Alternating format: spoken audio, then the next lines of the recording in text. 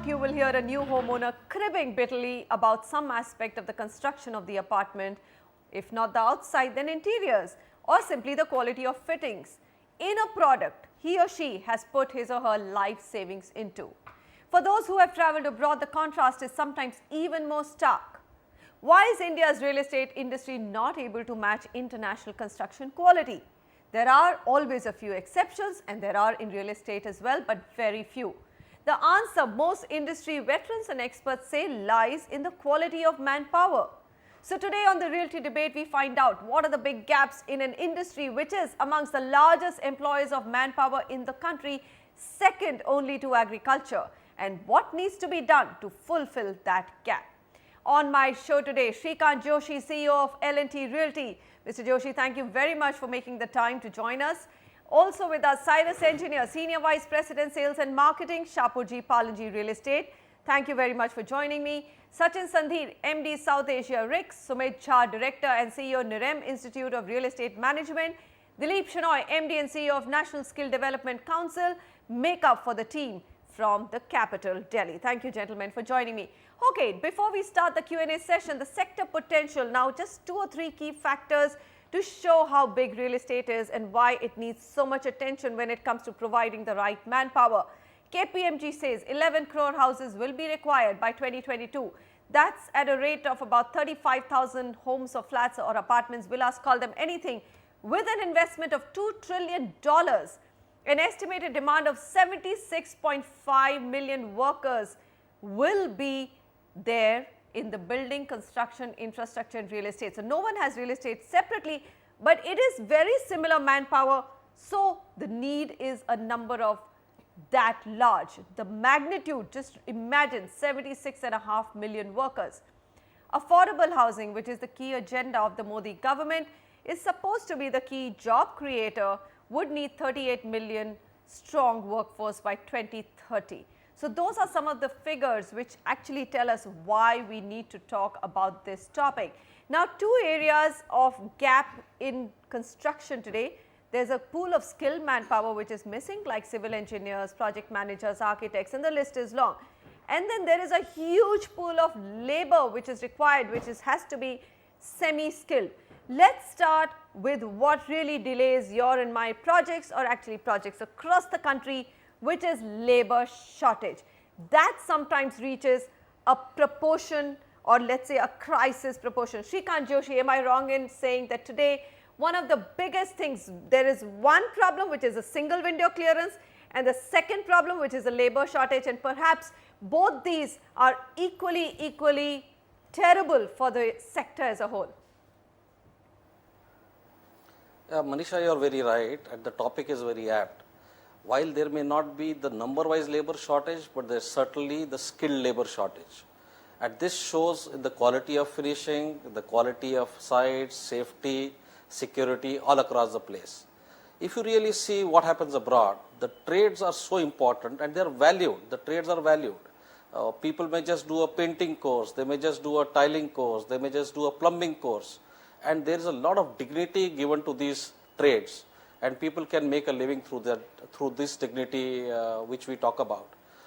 In India, our Prime Minister is also talking about skilling the country.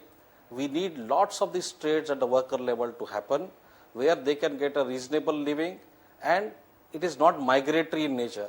Today, a lot of labor is very migratory. Come Holi and they all go back home. Come Diwali, they all go back home.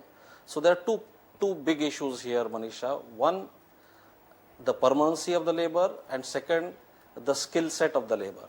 Both present a huge challenge which you yourself mentioned, and we need to do that for about 11 crore workers, which is a big challenge facing it. All right, so let's delve a little bit on why are these problems there? Why does labor remain migratory? Sachin Sandhir, the reason is that where is labor going to stay? The development is happening in urban areas, even if you bring them in. So we will first deal with that aspect. How do you have a more permanent labor or worker in projects? How do you achieve that? Because he still continues to stay with very poor living conditions and has no space to make a big city like Delhi or Mumbai a permanent home. I think the challenge is not just of where they stay, but it's also the fact that the certainty of wanting to be in a tough sector. So I think that is a big challenge. Then, of course, there is really no mechanism for them to actually be certified and for employers to value that certification. So those are some challenges, and people, that deter some of these laborers to actually come and work in this sector. So I think that these factors, the fact that one, employers are not demanding certified workforce, which basically makes them want to actually come and work in this sector, and the certainty of earning a good livelihood. Cyrus Engineer, is that true? I mean, is it that the demand itself is a little weak? Nobody is asking for certification, and therefore the large contractors, if I ask the developers, why don't you invest in actually skilling the workers? They turn around and say, but that's not our job. We actually hire contractors like Shapoorji Pallonji and L&T, though I know that you represent a different part of their business, but we hire contractors and they're the ones who are supposed to skill the labor. Is that correct? Well, to answer your question honestly, I can say that as Shapoorji Pallonji has entered its 150th year of existence this year as we speak, a lot has been done by us specifically in terms of alleviating the conditions of our labor force, in terms of imparting training to them, in terms of adhering to certain quality standards for the industry, etc. But coming back to Mr. Joshi's point, and to something Sachin alluded to as well, there is clearly a paucity of skilled labor right now, which is probably being propagated by the fact that many of these states in the last couple of years have undergone substantive economic reforms. It's not as attractive for workers to come out and kind of work on a hot day's labor wage as it is to be back in their home states doing agriculture, etc. as well. So clearly there is a mismatch in terms of demand and supply. Developers and contractors can only request for skilled labor if there are adequate number of institutes. In the last couple of years now, we've been seeing certain reforms in this particular sector, but we have a long way to go forward. Okay, so are you referring to MNREGA, because that's again a huge issue that we are talking about, and Sumit, come in here. I mean, you have a perspective of the entire labor shortage issues, or basically the not having the right skills much more. Do you think that it is MNREGA? I keep hearing this, that because of MNREGA they're guaranteed 100 days of employment, they're not at least incentivized or enthused enough to come and do hard work at construction sites. How true is that myth? No, that's exactly true, because everybody looks at income certainty. If MNREGA is giving them 100 days of work, confirmed work, and therefore the income every year, then even I'll prefer that instead of an uncertain income opportunity. So that's definitely one of the most important criteria today. Giving that, unless you make your construction jobs more attractive, nobody will come from a confirmed job which is they are getting for 100 days in a year. Okay, Dilip Shenoy, would you agree with that? What I've heard is MNREGA, agriculture, economic reforms, and therefore not incentivized enough to come, not enough wages. Internationally, people like to do a plumbing job or a tiling job or a paint job and take enough pride in it. We don't do that, not enough institutes to skill labor. So what is it? I mean, are there 3 or 4 key things that the government needs to take care of and focus on? Thank you, Manisha. I think the number one issue here is the structure of the industry. You know, we have L&T and Shapoorji Pallonji on the show, and we have if they were to employ people directly, you would have a queue of people queuing up outside them to work with them. But the way the industry is structured is that they offload these construction to contractors, who then have subcontractors who have subcontractors. So the way it actually operates is that the normal plumber or electrician ends up working with a subcontractor and doesn't see a career pathway ahead of him or her. So the challenge is that we need to actually address the structure of the industry and make it in a manner that the person gets rewarded for productivity. In the last few years, you are seeing significant change happen, and this is happening in a variety of ways. For the first time, we've actually mapped through the Construction Sector Skill Council, which is which actually was initially going to be led by Mr. Cyrus Mistry of Shapurji Palanji before he went and took over Tata's, but now is led by Ajit Gulabchand. They're saying that do we have a career map for construction workers? How can a helper, a brick carrier, become a contractor? So these pathways have actually been created. And also the second thing which has been done is standards have been created for various job roles, whether it is in the construction space or the infrastructure equipment space or the plumbing space. And what we are finding on the ground is that those employers or those agencies that insist on quality of work and focus on the quality of work get the desired results. If the agency that is building the building or is the owner of the building and is the prime constructor of the building, if they don't focus on it, then it just goes down to the lowest common denominator. All right. So what I'm hearing is that perhaps there's a lack of pull factor as well. Perhaps the developer community itself is not demanding excellence. Sachin Sandhir, is that correct? Because Absolutely. wherever they're demanding, contractors are forced to provide certified labor. The labor may be costlier, should be costlier if it's trained. Why do we have such a big gap between white collar and blue collared work? I mean, that's the basic reason why people don't want to get into blue collared work. Absolutely. So I guess, I'll give you the international perspective just to kind of put things in context. RICS accredits close to 600 university programs around the world in real estate and construction.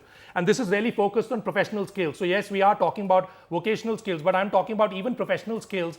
We accredit close to 600 university programs around the world, which means that there is such a focus on real estate and construction education because the industry demands that they will hire only qualified people who have relevant skills in real estate and construction. Similarly, there are professional bodies that provide professional qualifications. There are professional bodies that provide vocational qualifications.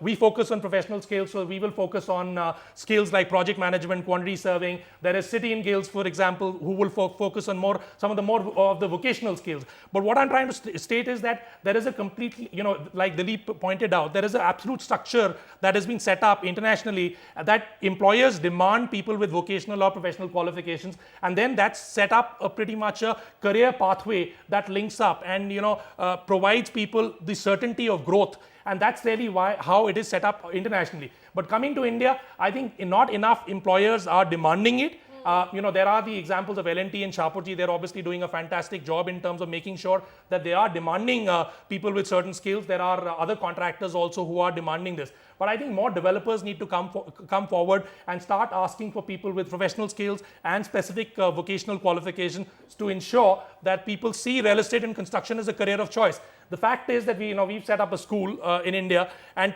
the fact is also that it's still not seen, real estate is still not seen as a career of choice, and it won't be seen as a career of choice till developers are demanding it, till they start specifying within contracts that they will hire people with certain skills. They start demanding those skills of contractors. Unless that cycle starts getting completed, this industry will not be a career of choice. Until it becomes a career of choice, it will not become professional like we want it to be. Okay, Sumit, you have a point? Yeah, I'll add a few points.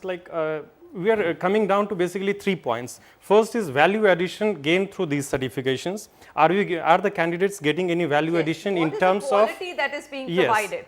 Now, quality in terms of productivity, quality in terms of enhancement in income. These are the two value addition I'm talking. Absolutely. Second is your value given to these certificates by employers. Say, let's say developers, are they asking for these certificates or they are taking any candidate who comes to them? Do they prefer candidates who are coming up with these certificates, or are they certified? Are they not satisfied? Are they checking these things? Third, job security. Certificate is there, value addition is there, but are you providing them job security? Are you giving them a contract job of 11 months? Are you giving them a contract job of 6 months? Or are you employing them forever, permanent? I think, Sumit, you've raised very important points. Shrikant Joshi, come in here. What is happening? What is the industry practice? Sure, both of you, whether Shapurji, Palanji or L&T, represents perhaps the top of the ladder. But industry-wise, how much is this valued? And are these three things being addressed? I mean, does a skilled labor get a better growth both in income and career, and what is the kind of job security that the industry provides him or her? Well, Manisha, let me reassure you, both Shapurji and us, we invest enormously in training. We have our own training institutes for these trades. And the reason we do that is we don't get skilled manpower. Now, also being the largest contractor in the country, we have continuous jobs and we are growing every year. So there is no dearth of job continuity, what we talk about. However, there is a structure of the industry. The structure of the industry worldwide also is contracting. If you are a MEP contractor, it's possible for you to get a plumbing job 12 months a year. That you do not get when you are stuck to one developer. Okay. Which is why the structure in most manufacturing today is contracting across the world. Boeing doesn't manufacture every Boeing part for its own self. The point here is the developer community. This industry is still in a nascent stage. To my mind, now only the organized players are coming into this industry. Okay. For historical reason, anybody with a piece of land thought he could be a developer. Right. There is no entry cost, there is no exit cost, and you see the number of developers we have in the country. It is now in the last 2 years when the customers are looking for safety, they are looking for finishes, they are looking for on-time delivery, and forcing a set of developers and others to match up to those standards. Right. More of this, when it starts to happen, it will force the industry to become more and more organized. I think we are on our way. In the next few years, you will see a big push towards this side. Okay, fair enough. The one more question before we go on to the other pool of manpower, which is of course higher end.